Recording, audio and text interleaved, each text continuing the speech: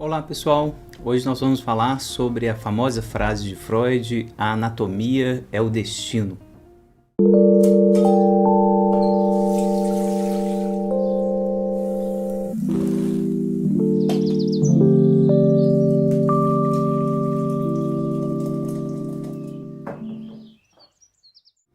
Pessoal, essa frase do Freud, a anatomia é o destino, foi pronunciada 2 vezes na obra dele e eu queria comentar bem justamente aqui, lendo os parágrafos onde isso aparece. O primeiro deles está no texto sobre a mais comum depreciação da vida amorosa, é a contribuição à psicologia do amor, do Freud, número 3. Está aqui nesse volume 9 da Companhia das Letras. Sempre lembrando, eu sempre vou trocar a palavra instinto ou instintual por pulsão ou pulsional na tradução aqui do Paulo César, quando eu ler esses parágrafos. Então a primeira aparição é aqui. Vocês vão ver que tem uma outra aparição mais tarde, bem mais tarde. Esse texto aqui é de 1912, Vocês vão ver que vai aparecer essa frase também com outro sentido. Bem interessante a gente comparar esses dois sentidos. Bem mais tarde vocês vão ver igual o outro texto.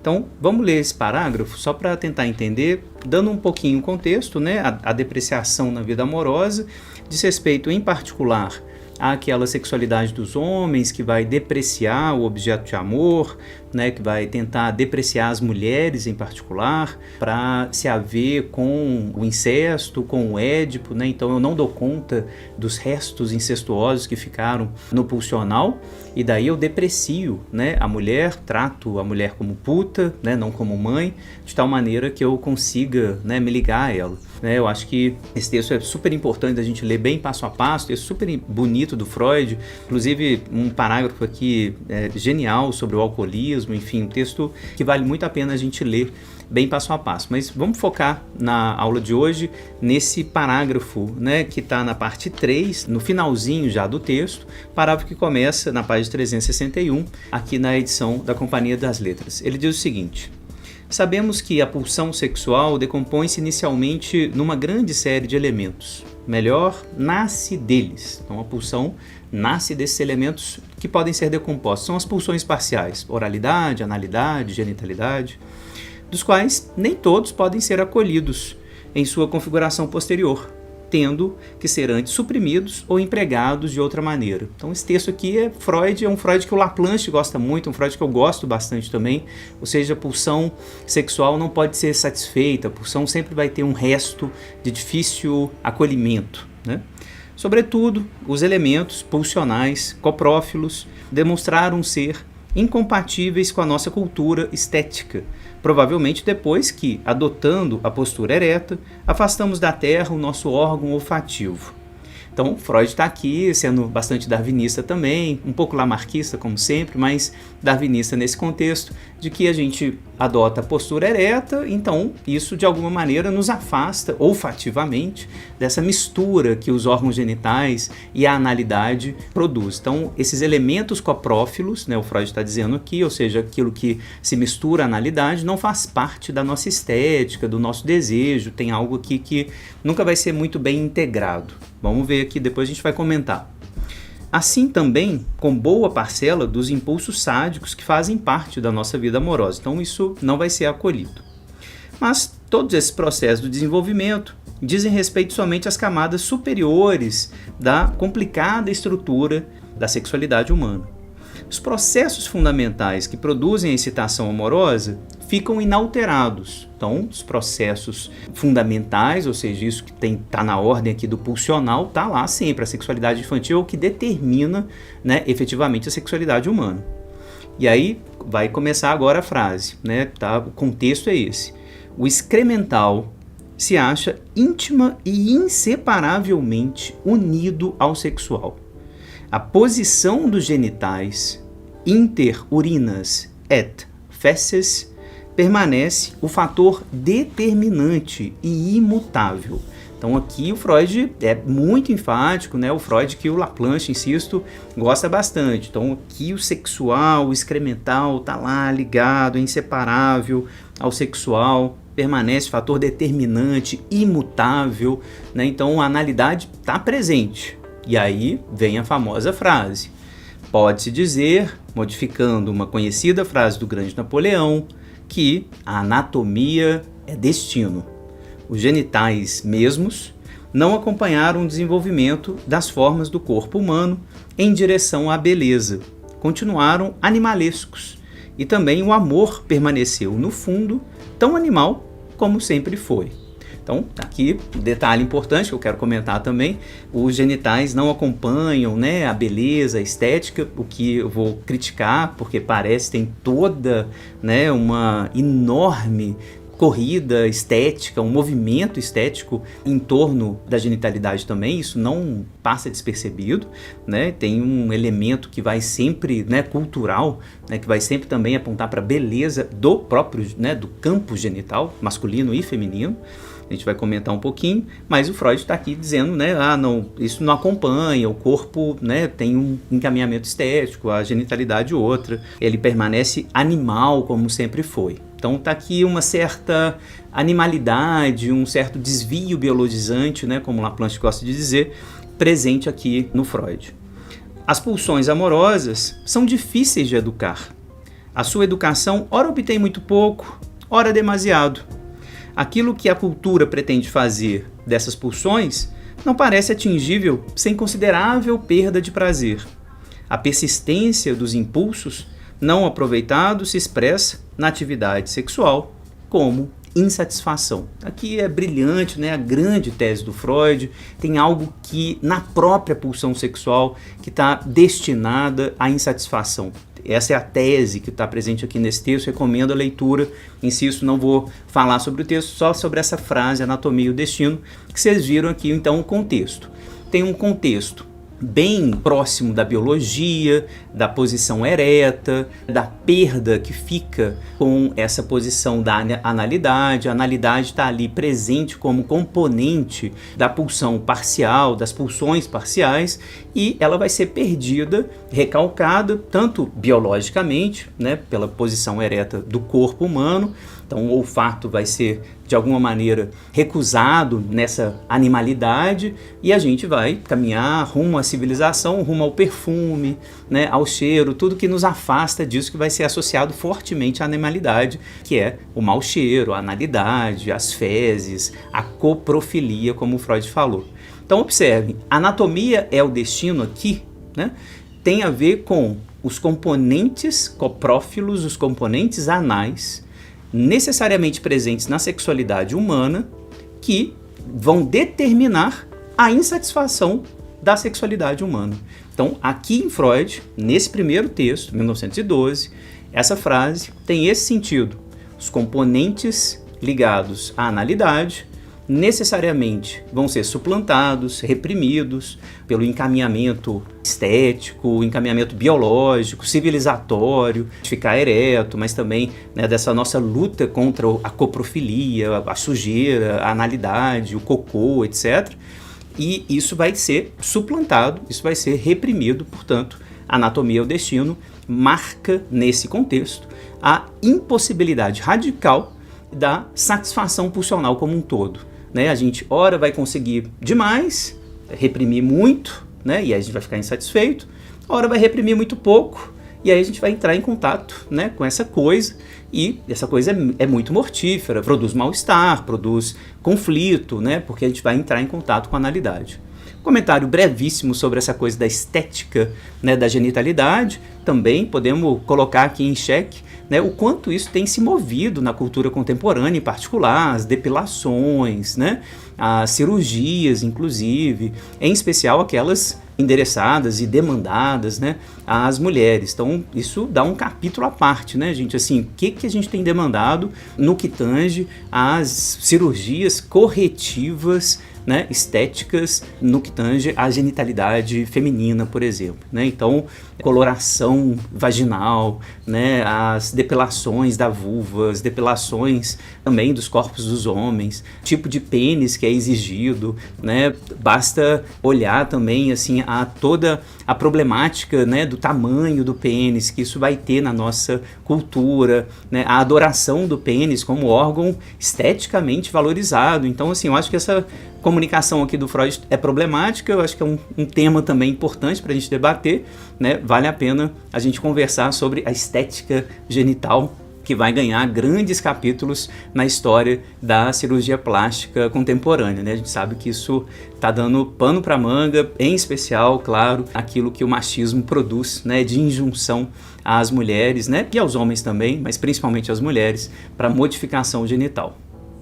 Pessoal, vocês me acompanharam até aqui, essa é a primeira parte. Então, primeiro momento, quero aproveitar para vocês já comentarem aí, comentem o que vocês acham desse primeiro dito do Freud, né? Compartilhem o vídeo para quem não sabe, né, que o Freud falou essa frase 2 vezes, para a gente entender o duplo contexto, né, dessa frase. Então já deixa aí o comentário, compartilhe, faça esse projeto crescer junto comigo. Se vocês quiserem contribuir de alguma forma, assinem o canal, contribuem aí no Pix que está aí na descrição do vídeo, enfim, simplesmente compartilhando e curtindo já é uma maneira de contribuir. Vocês sabem, né, esse projeto é um projeto de extensão de uma universidade pública, parte das minhas tarefas como professor, então sintam-se só à vontade mesmo para curtir, compartilhar, dizer para as pessoas, não precisa dar Pix, né? Mas caso queiram contribuir para ajudar a manter esse projeto também, eu agradeço desde já. E vamos para a segunda parte, o segundo momento onde o Freud fala anatomia é o destino, qual o contexto dessa segunda frase, o que significa isso aqui nesse outro texto do Freud. 12 anos depois, 1924, a dissolução do complexo de Édipo, texto muito importante do Freud, essa frase vai aparecer de novo. Também um pouquinho lá no final do texto, já mais terminando o texto, vou ler o parágrafo novamente para a gente pegar aqui um pouquinho desse contexto. Vamos lá para o início do parágrafo. Também aqui, lendo a partir da Companhia das Letras, aqui volume 16. Então acompanhem a partir desse ponto. Nesse ponto, o nosso material se torna, incompreensivelmente, muito mais obscuro e insuficiente. Também o sexo feminino desenvolve um complexo de Édipo, um supereu e um período de latência. Então ele vai começar aqui a falar da dissolução do Édipo nas meninas. Pode-se atribuir a ele igualmente uma organização fálica e um complexo de castração, como ele tinha atribuído, né, no texto aos meninos? A resposta é afirmativa, mas as coisas não se passam como no garoto. Aqui, a exigência feminista de igualdade de direito entre os sexos não vai longe.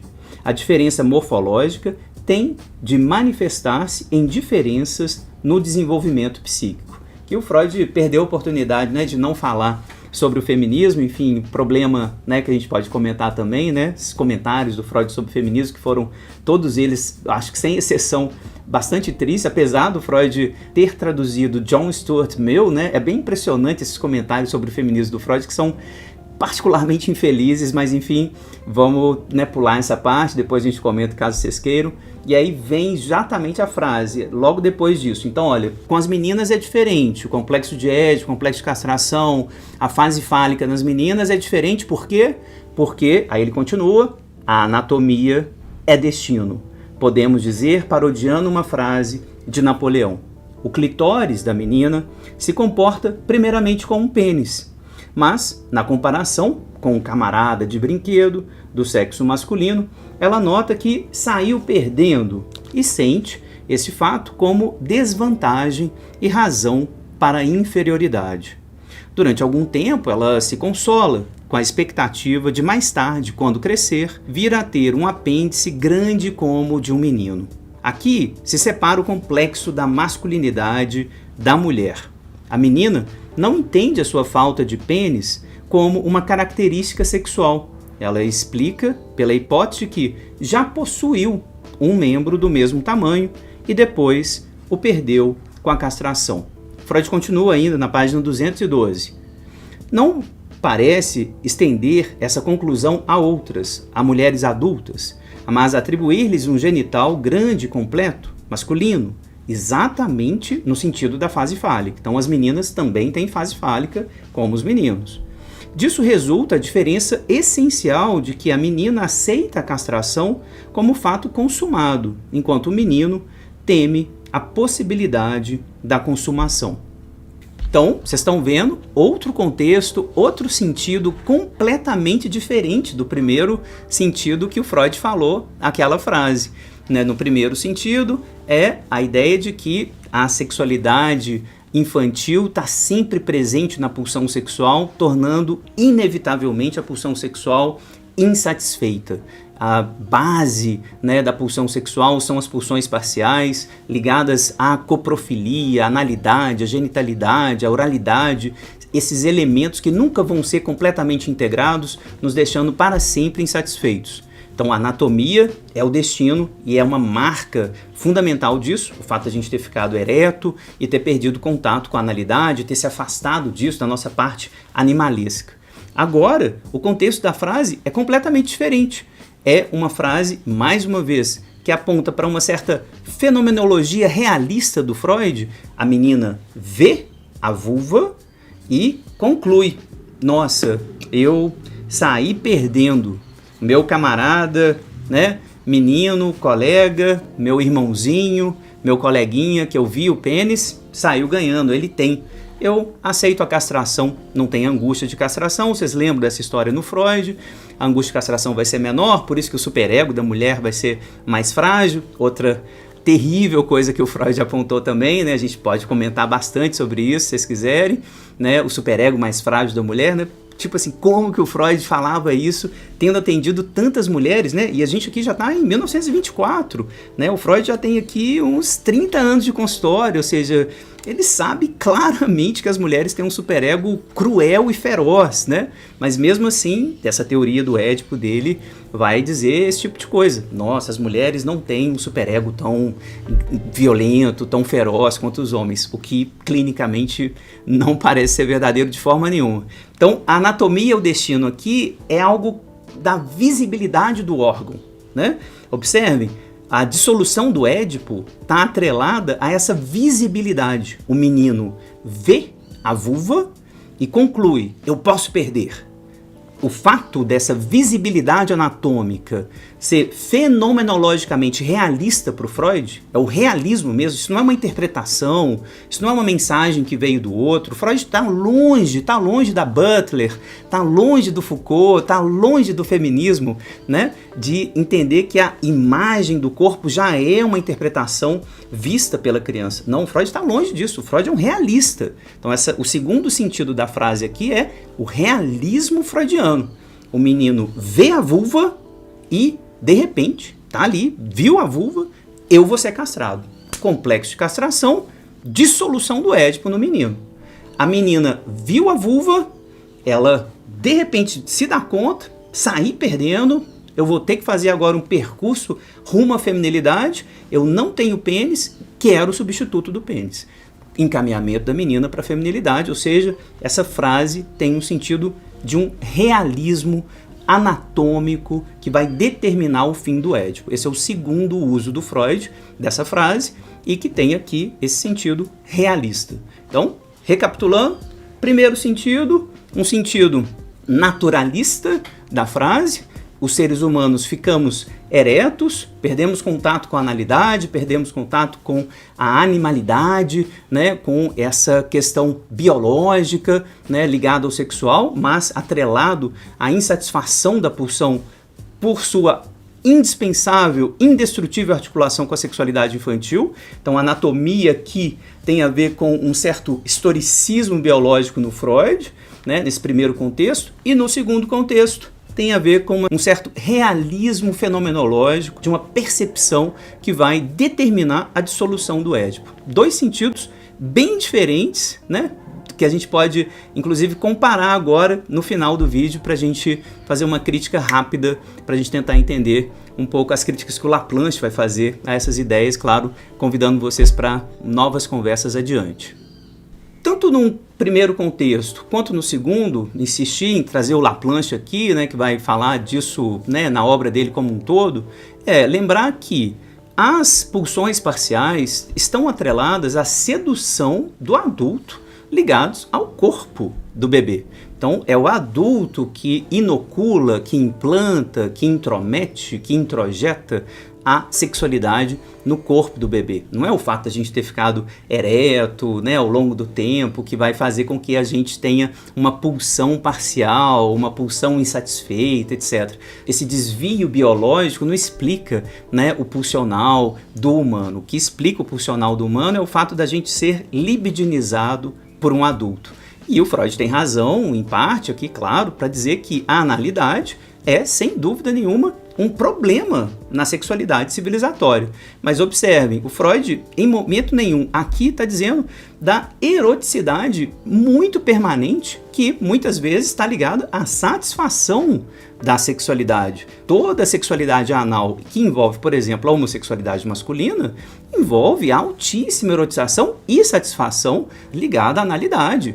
Então, isso fica de fora do texto e contraditório com o que a gente encontra na clínica. O próprio sexo anal entre heterossexuais, homens, né, que procuram o sexo anal com as mulheres, também, né, parece de fora dessa explicação aqui. Isso não traz insatisfação, né, não está necessariamente ligado à repressão, a algo que não vai estar ali presente, né, a gente saindo, indo em direção oposta, né, ao olfato que está ligado à coprofilia. Isso sem falar nas perversões que mantêm a coprofilia no jogo, desde comer cocô, a sentir o cheiro, enfim, de se aproximar do ânus do outro, do ânus como objeto erótico. Então, podemos criticar isso bastante no Freud. A anatomia não é o destino de jeito nenhum, né? A anatomia é algo que vai ser erotizado o tempo todo pelo adulto, né? A anatomia é o destino da erotização. A gente pode brincar com Laplanche, é o destino da erotização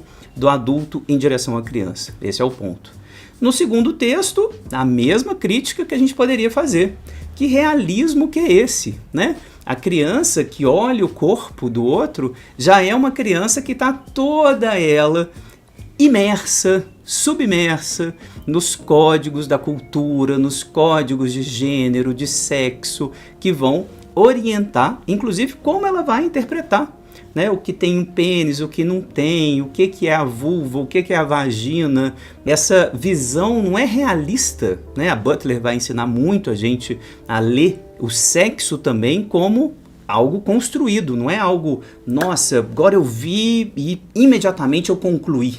Então a fase fálica, na verdade, né, todos temos um pênis, todos temos um órgão, né, que se parece com o pênis, todos somos completos. Na verdade, a fase fálica vai ser reinterpretada por teóricos importantíssimos como Laplanche ou Jacques André como sendo um código cultural que vai ser implantado nas crianças, vai ser endereçado às crianças e que a partir desse código a criança observa e interpreta os corpos e a diferença anatômica a partir desses códigos de gênero e sexo e orientação sexual que os adultos estão endereçando, implantando o tempo todo para as crianças. Então a anatomia, mais uma vez, não é um destino. A anatomia é o destino da interpretação dos adultos. A anatomia é o destino do recalcamento. No texto genial do Laplanche, o Sexo, Gênero, Sexual, que está aqui nesse livro, o livro Sexual, o Laplanche tem uma tese genial, né? Ele vai falar que o sexual é o resíduo inconsciente do recalque, simbolização do gênero pelo sexo. Vale a pena grifar essa frase. Claro, não vai dar tempo de falar hoje sobre essa frase, mas recomendo a leitura, se vocês quiserem que eu fale desse texto em particular do Laplanche, um dos textos mais brilhantes dele, já está dialogando com a Butler aqui, aí sim está criticando esse tipo de realismo anatomicista, biologicista do Freud, né, que está presente inclusive nessa frase, nesses dois contextos, né? Interessante que essa frase apareça nesses dois contextos, um contexto mais biologicista, né, meio lamarquista, meio darwinista, e um contexto realista, né, de um contexto cotidiano da criança, um realismo anatômico, né, que não vai ser atravessado por interpretações, pelo simbólico, e o Laplanche vai criticar pesadamente, né, esses dois sentidos da frase. Certamente, né, se o Laplanche tivesse escrito um texto, né, sobre esses dois momentos aí da frase do Freud, certamente seria nessa direção do desvio biologizante, né, e desse desvio, por assim dizer, de um realismo ingênuo, de perceber, né, que a criança está vendo o corpo do outro sem estar atravessada, imersa, né, nos códigos que o adulto já implantou, né, na criança. Claro que a criança já interpreta o corpinho e a diferença anatômica a partir dos códigos que ele recebeu dos adultos. Pessoal, era isso, era só rapidamente uma passagem, né, para essa frase interessante que aparece em 2 contextos da obra do Freud.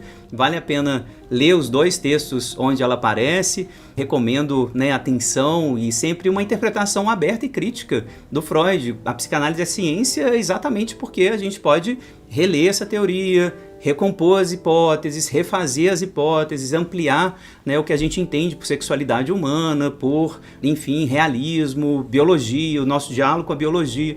É ciência porque a gente está constantemente abrindo, refazendo, reformulando as nossas hipóteses. Então, sigam com a gente aqui no canal, agradeço a presença de vocês. Lembrem-se, a gente está na UFMG enquanto projeto de extensão, uma universidade pública, aberta e laica, abrindo para vocês essa oportunidade de conversar, da gente circular. Então, façam circular esse texto, façam circular esse vídeo. Eu espero vocês. Até a próxima.